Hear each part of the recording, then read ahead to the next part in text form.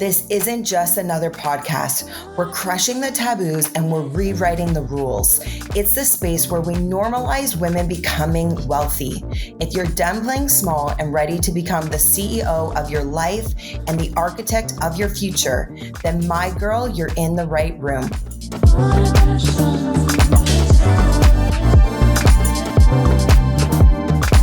Welcome to your wealthy era. Welcome to the Wealthy CEO podcast. Okay, I am so excited to welcome a friend of mine that we are used to having conversations side by side on couches at La Luna in Nosara. But today we're in kind of a studio, sitting in different parts of the world, although we are kind of still in the same, we're now like in the same country. And I want to introduce you, my dear friend, Kristin. Thank you for joining the Freedom CEO podcast today. So good to be here. Thanks for having me, Shae.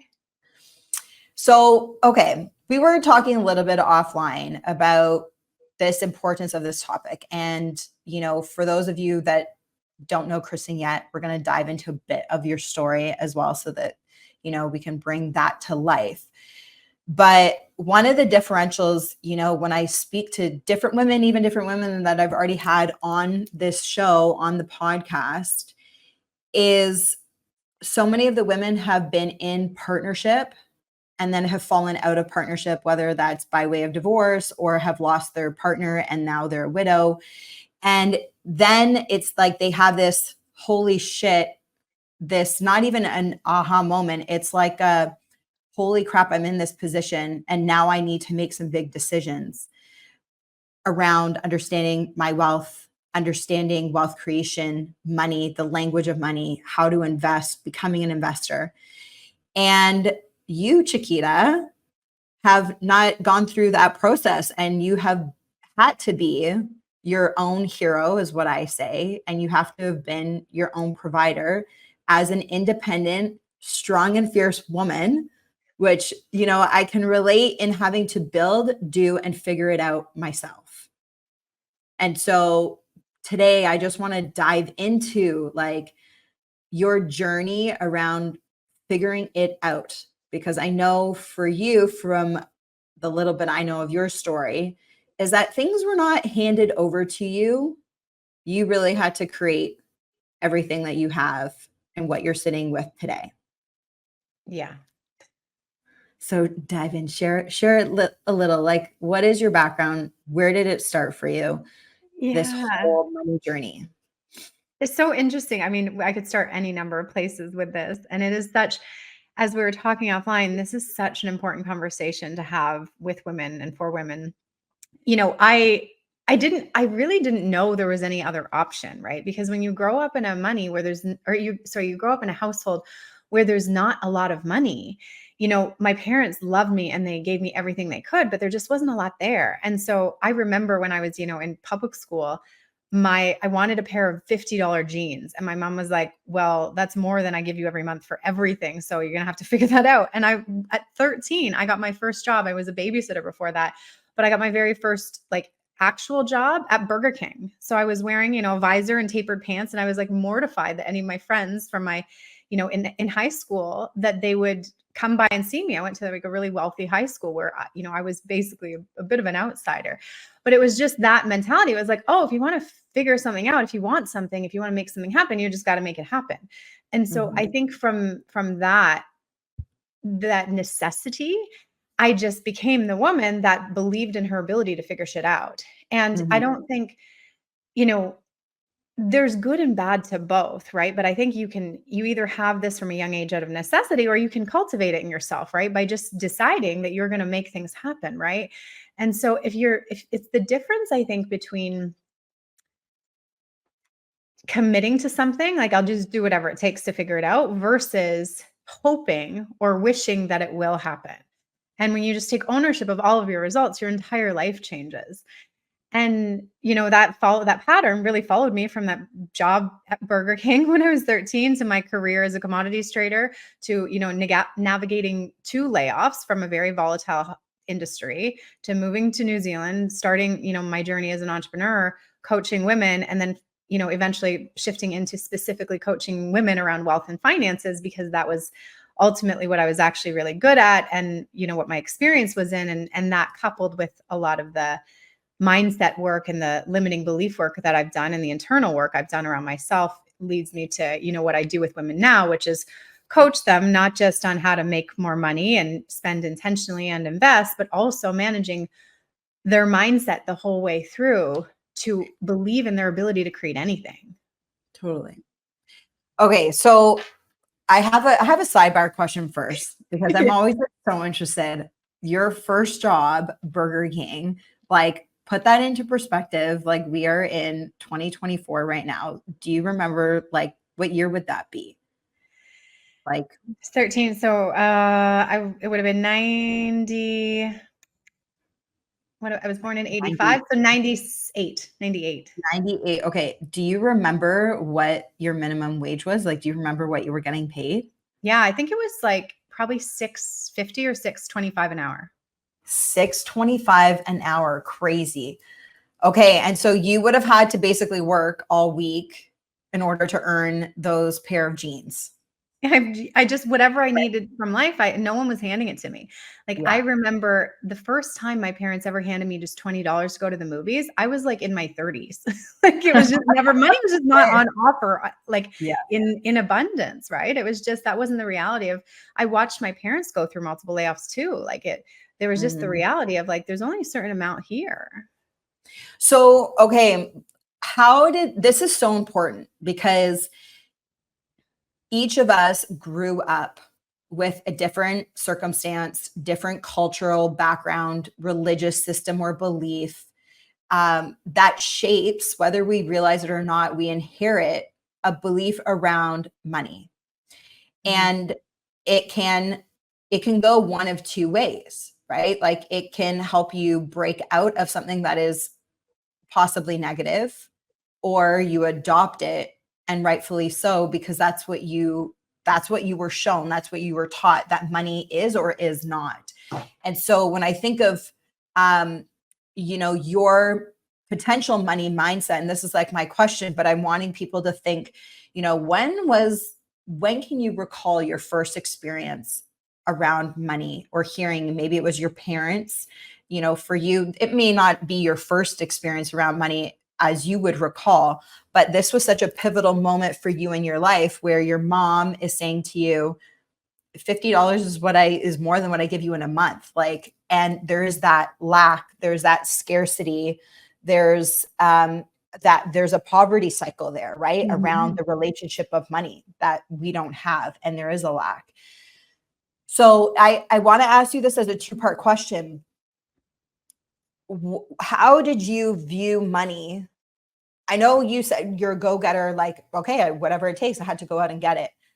But did you have a struggle with your mindset around money based on the environment that you grew up in, and possibly not just even from your parents and your household?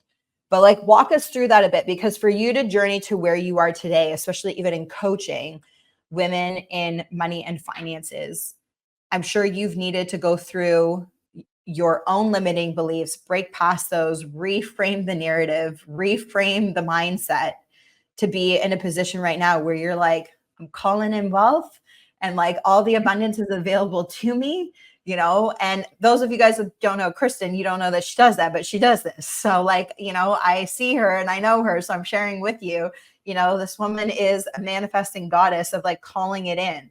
So there's a transition, there's a 180 that you would have had to have gone through.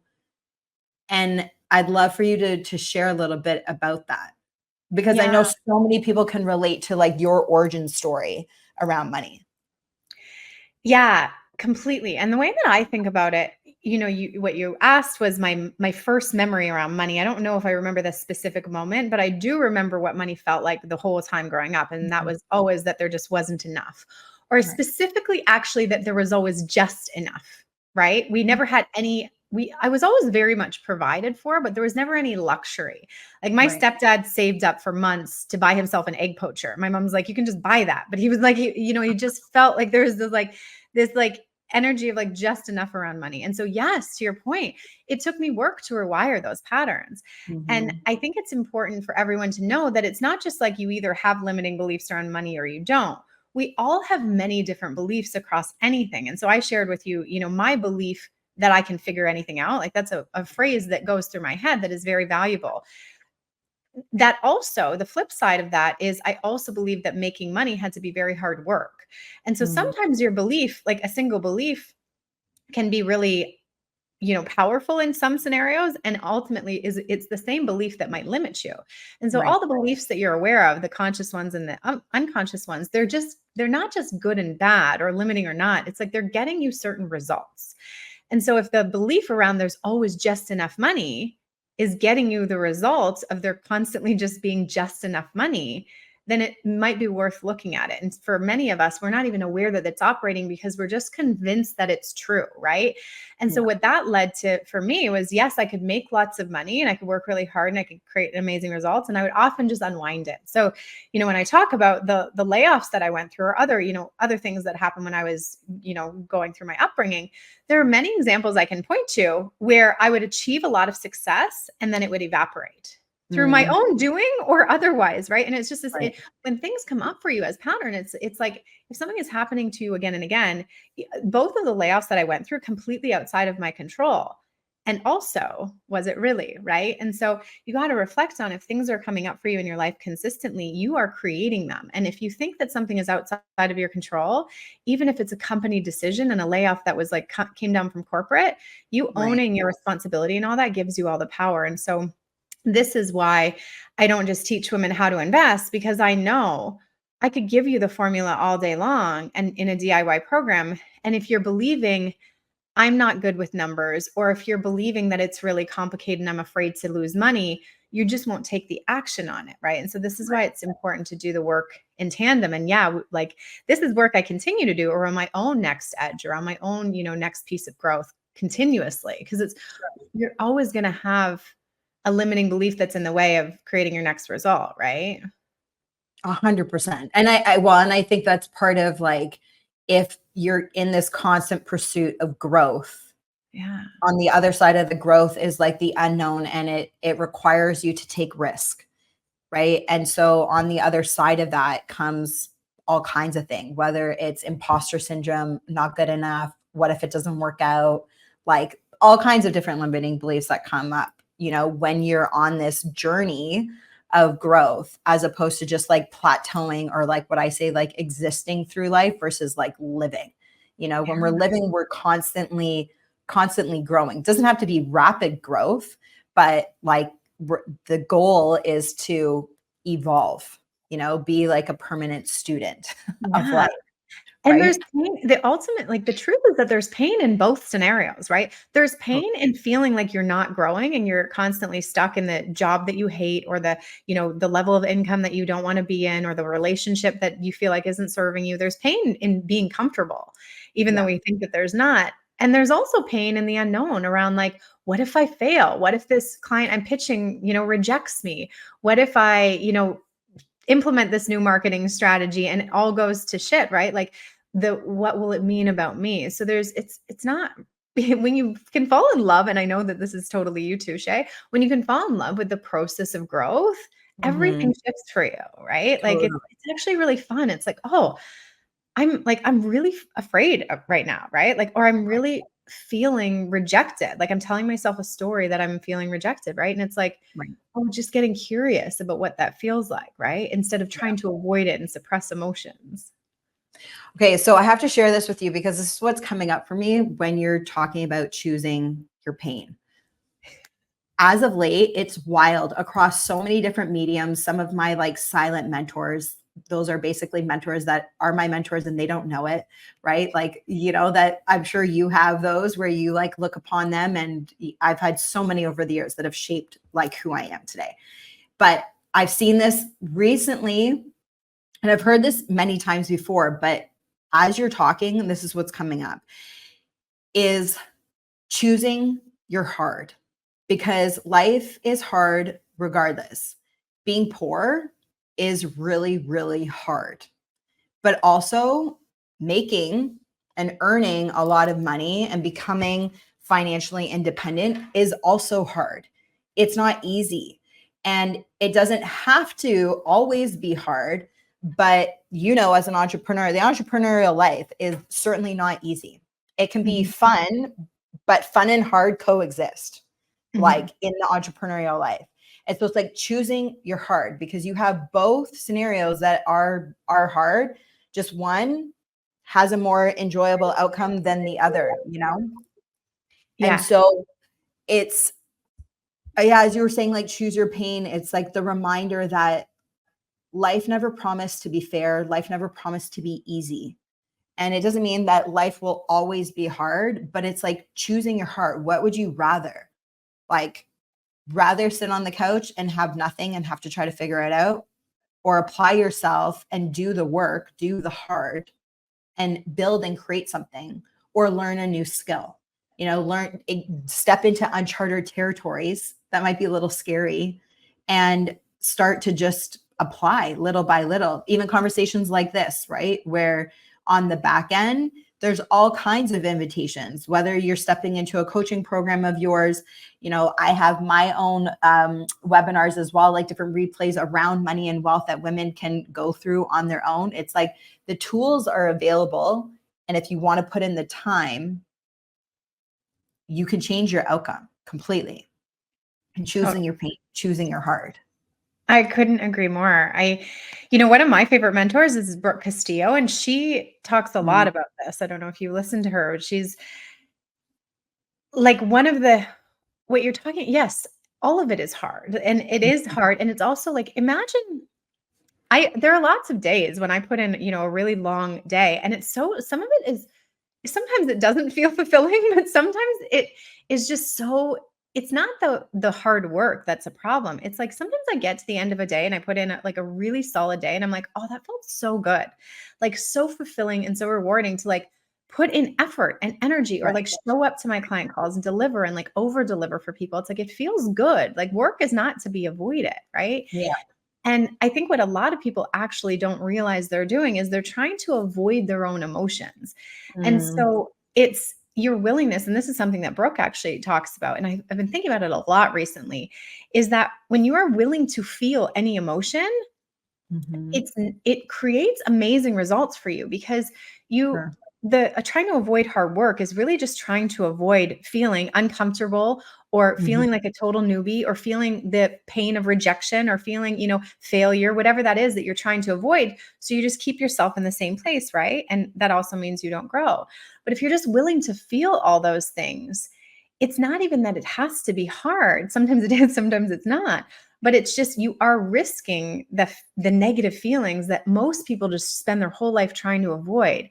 And one of my other mentors we worked a lot around embodiment and tantra, and just she talked about the grand piano. So like when you're willing to, when you want to experience the highest of the highs, you also have to be willing to experience the lowest of the lows. And it's like playing all of the keys on a grand piano. It's like, it feels so juicy to feel both, like to feel the pain of heartbreak, right? It's like you could spend your whole life not dating anybody, or you could allow yourself, like risk the pain of potential heartbreak for the passion and the mind-blowing love, right? Like, is it worth it?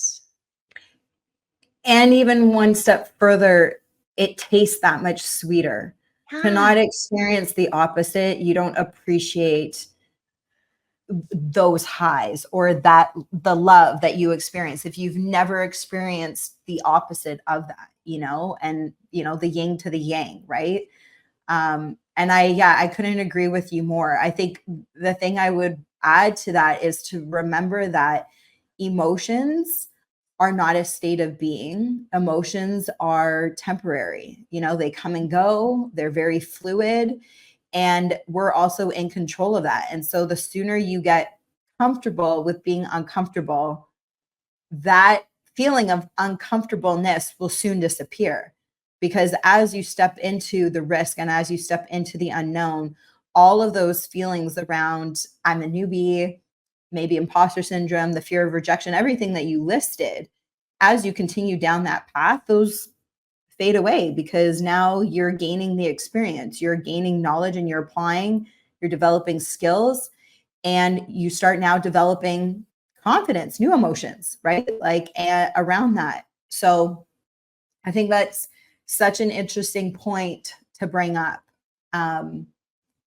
in building, and stepping into like new uncharted territory, as I should say. Totally. Totally. You have to love the space of the unknown is where all the possibility exists. Yeah. Okay. So let me like shift slightly, because I want, like, you have such a heart. You're on a mission to serve women in wealth and finance. And I know at the beginning, I shared a couple things as to why I think it's important, but I'd love to hear, like, why is this at your core, like what you're focused on doing? Because you could do so many different things in coaching women.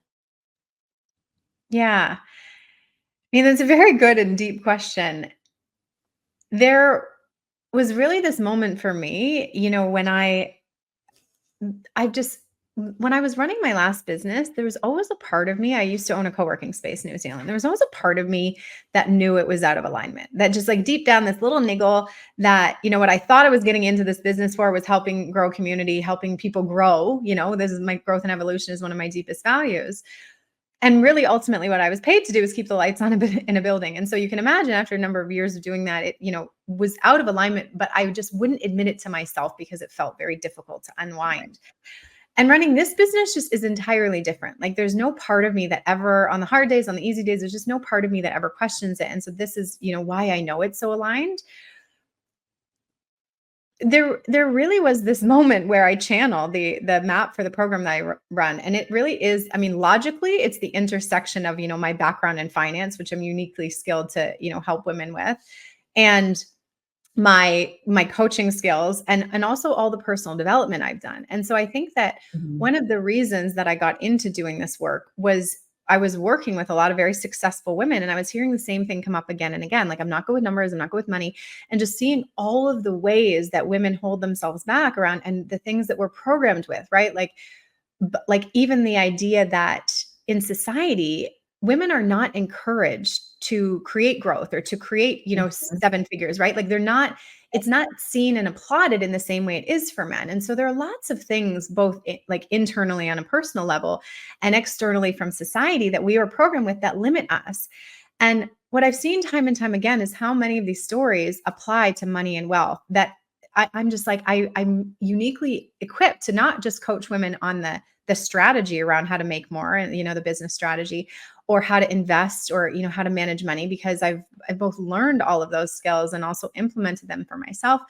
But what really changes women's lives, and this is what I found in my own journey, when I was working in corporate, I was just spending all my money. I was not investing it. I was not intentional with it. I was not building wealth. Like, no one ever showed me how. And so what really changed my life was when I started to do that deep inner work. I started to see how my beliefs were creating my entire reality.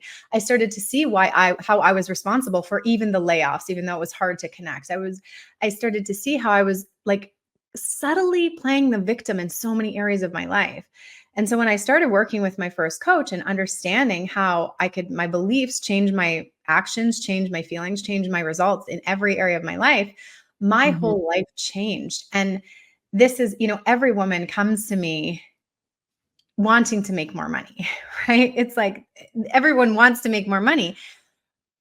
But the reason that their life changes when they work with me is because, yes, you make more money as a result of learning these skills, but you also learn to shape your beliefs and get rid of the ones that you don't need or want anymore, and create new ones, so that you not just are making more money, you're more confident in your ability to do it, you're investing all of those things, but you anchor it in. It's not just like a fleeting thing, like a budget that you'll, never use again after 2 weeks of seeing it, right? You actually change who you are from the inside out, and your relationship to money changes, but your relationship to yourself changes, your relationship to the world changes.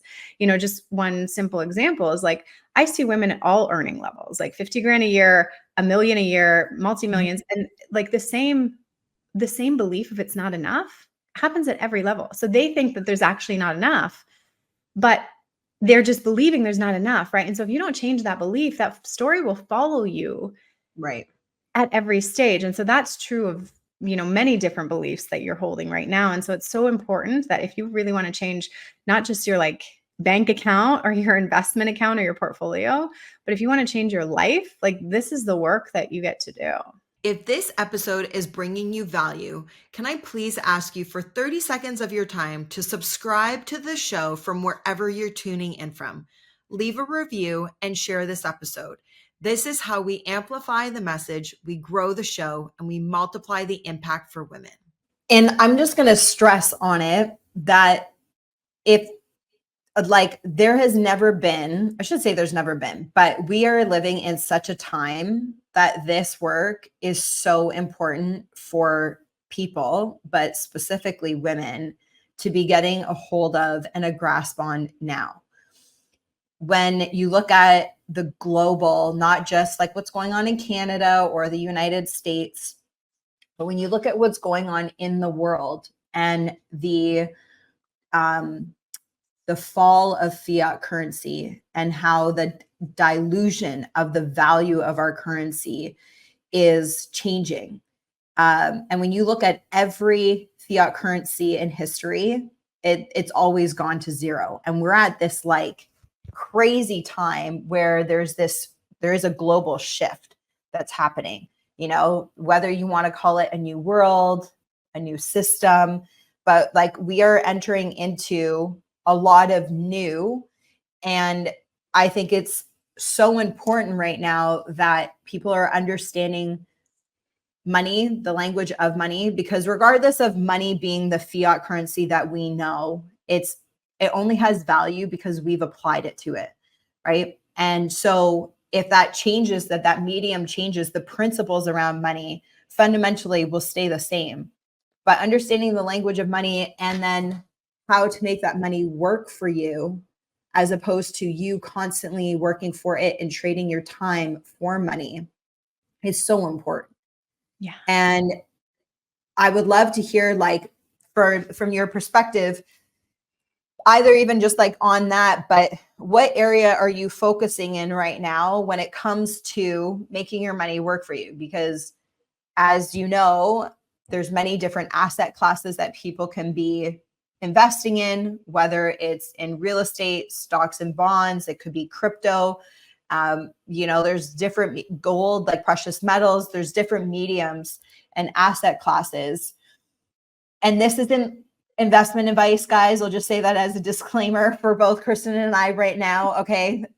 This isn't to say right or wrong, simply just sharing. You're on our couch right now. If we could bring you to Nosara, we would do that. But just sharing girl secrets. And to your point, and you touched on this earlier, women don't do this. And this is like one of these privileges that I'm wanting to open that up for other women to be like, what are you investing in right now? Where are you losing? Like, what were your mistakes? Because men are so good at doing this. They get together on the golf green. They get together at the bars. They get together in the locker room after the gym. And men share money secrets, what they're investing in, what's working, what's performing, what did they lose, who's their new investment advisor, portfolio manager, all of these things. And we as women don't either think to do that, are embarrassed to ask. And so this is part of one of these where I'm like pulling back the veil. And Kristen and I are just sharing with you, but just as the disclosure, like, we don't know your financial situation. We don't know what your circumstance is. And so you should still run this by your own accountant, tax advisor, whoever it is. You can definitely say, I heard this on a podcast, but go speak to your people who are going to give you sound advice based on your circumstances. So with that being said, on our couch, like what are you like, what's your go-to right now? What are you focused on? Yeah. And I want to mirror too that what you were saying before around that this is an important conversation for women. It's only been a few decades that we've been empowered to make our own money. And I think this conversation around investing is really the next evolution of growth for us, right? And so it's natural that it feels a little bit clunky, that we don't feel totally confident doing it. That, men, like you said, have been doing this for much longer with much more resources. That's just a fact. And we do need more conversations around it. Like we need more women. That's why getting this conversation about money and getting like the idea that money is taboo off the table. It's like, no, you should be able to talk about this the same way you talk about a recipe without any weirdness, Totally. right? Right.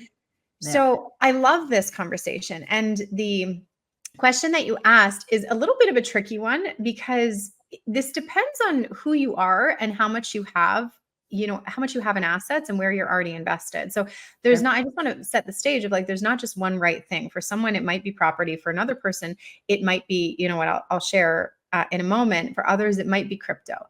I think I want to share this in the context of the biggest mistake a lot of people make is that when they're getting started, or even if they have a portfolio that they just don't understand, it's like they inherited it, or, maybe they were divorced, right? And they have a bunch of money that maybe is invested, maybe it's not. And they might be sitting on a lot of money, but they are beginning in their ability to understand strategy around it, where I see a lot of people go wrong. And I actually got a message this morning, which is funny enough.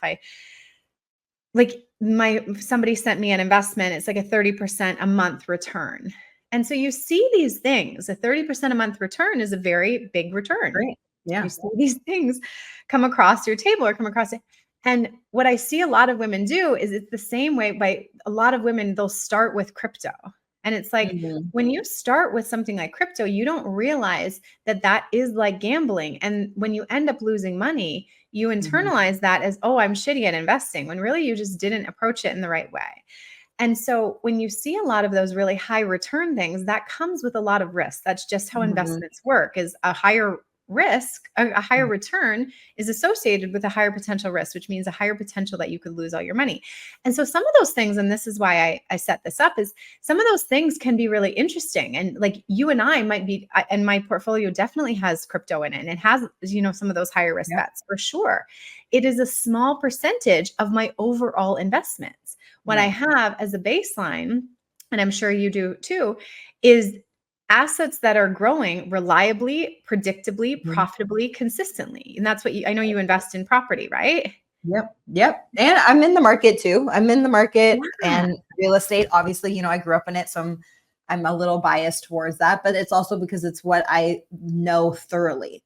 Of course. Like I understand it very well. Yeah. So yeah. And so you're looking for predictable returns. And then of course, some of those higher risk bets make sense once you have the rest of it going. But what I see a lot of women doing is thinking that, oh, I want to get a 30% return. That's where I start. And then they just lose it all.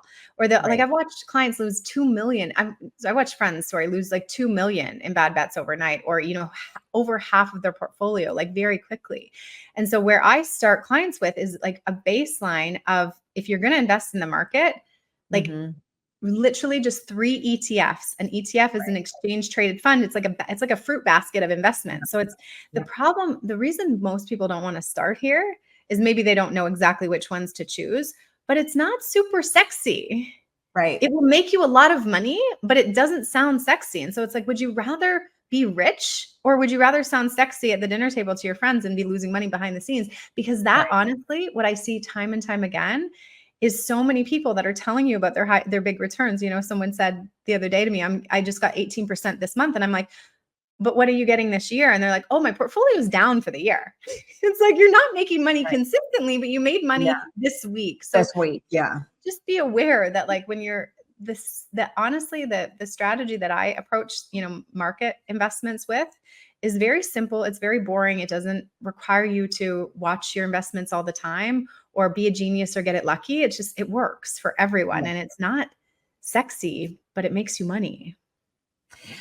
It's so funny because again, you're saying like the analogy of being at the table, pretending or fronting or acting like you have a high performing portfolio versus something that's a little more boring and over time is going to perform. And it's, again, this is the polarity of choosing your heart, right? That's like choosing your heart, choosing like something that is like a little more boring, requires more patience. And in the long run, you'll have all of the sexiness that you want to buy, whatever Yeah. that sexiness is, right? And the thing about investing is you don't want your investments to be exciting because you don't want to spend all your time managing investments. You want to spend your time living your life, right? Yeah. So it's amazing that your investments can just grow for you without you having to do a whole bunch. Yeah.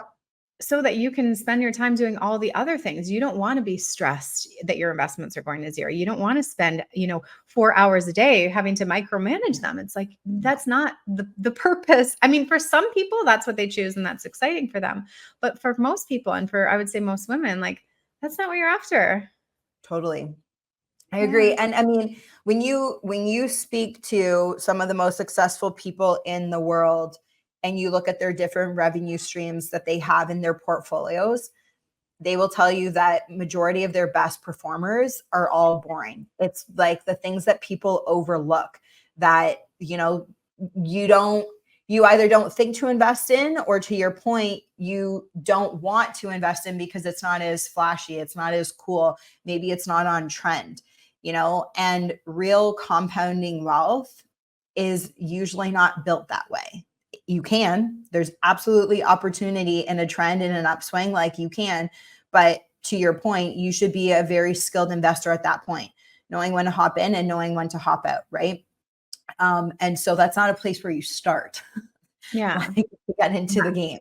And honestly, what you're talking about, hopping in and hopping out of stocks, like Nvidia is one that's in the press a lot, right? Yeah. What people don't realize is that when something's in the media, most of the opportunity, and not always, right? There's still more upside in a lot of these, but most of the opportunity is already gone.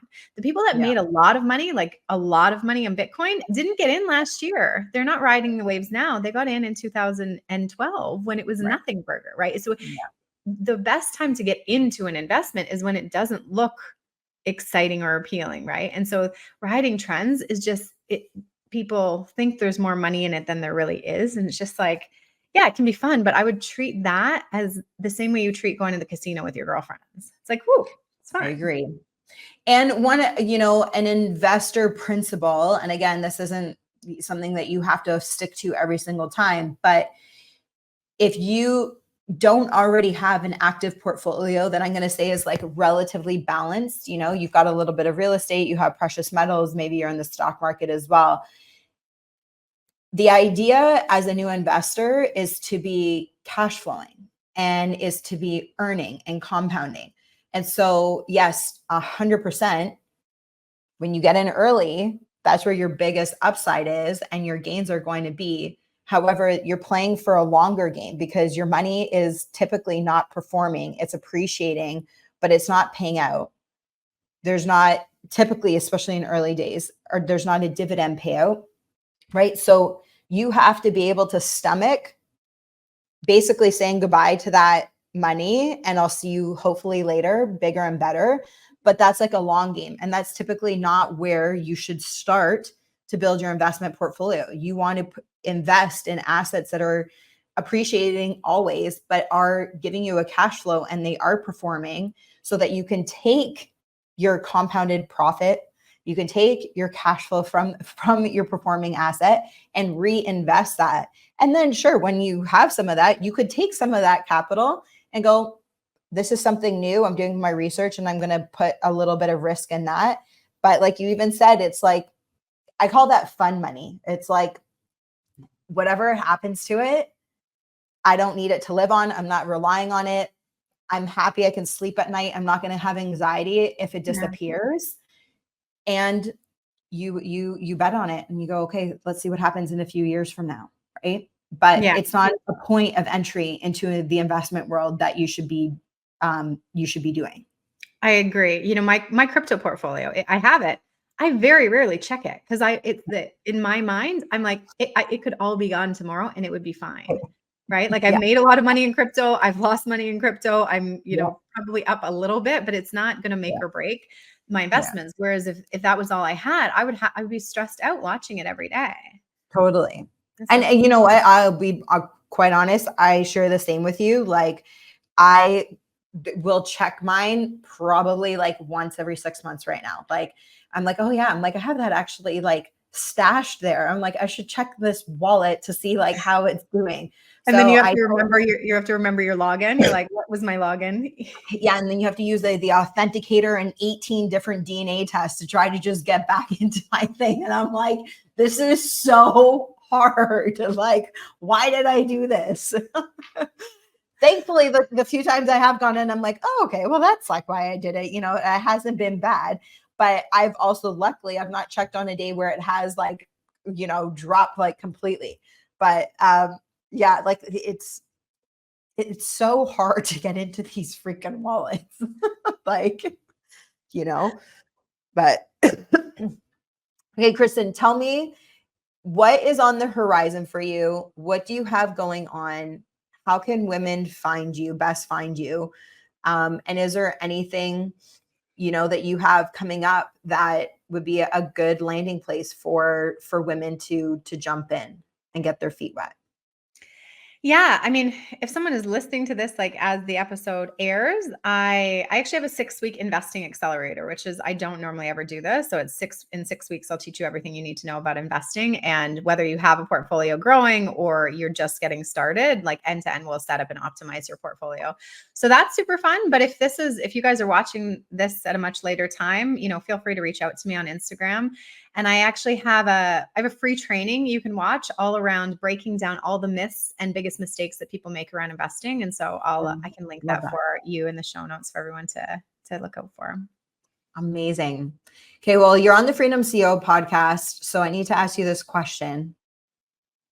How has you becoming the CEO of your life, not your business, but of your life, how has that brought you freedom? This is so good. You know, I'll try to keep it short because I know we want to be concise for time. I just went to Burning Man for the first time. And, you know, people go to Burning Man for a week of full self-expression, for a week of like being able to wear dresses if you're a man, or paint your nails, or to just like be whoever it is, dress like a unicorn, be whoever it is that you want to be. Right. And I found it, you know, really, I just found this like deep sense of gratitude through the experience, because I realized I live like that every day. You know, I live a very unconventional life. I surf in Nosara like most of the year. I have complete freedom and flexibility with my schedule. I can fly, you know, to Mexico tomorrow if I wanted to. And I don't live, you know, if I'm not feeling a certain place or I'm not resonating with somewhere, I have the choice, like an ultimate choice, not just because of money, but because of how I choose and structure my life, to lead a life that is deeply fulfilling at every step. And what that requires is a willingness to question societal norms, to question the buy a white picket fence and get married and have 2.5 kids and do the things you think you should do in life. And, you know, money makes everything more accessible and easier to do. And that's so powerful. But ultimately, the money won't create that freedom for you. That comes from within, and it comes from your willingness to choose you over society, to choose you over what your parents think you should do, or your friends, or choose you over what your neighbors are judging about you. It's like, live the life that you want, whatever that looks like. And so for me, that's, you know, with my little Yorkie on the beach in Nosara, but for you, that could be something totally different. And I think that, you know, whether you're a man or woman or otherwise, like everyone deserves that. Oh, what a beautiful and powerful answer. Seriously, I love that.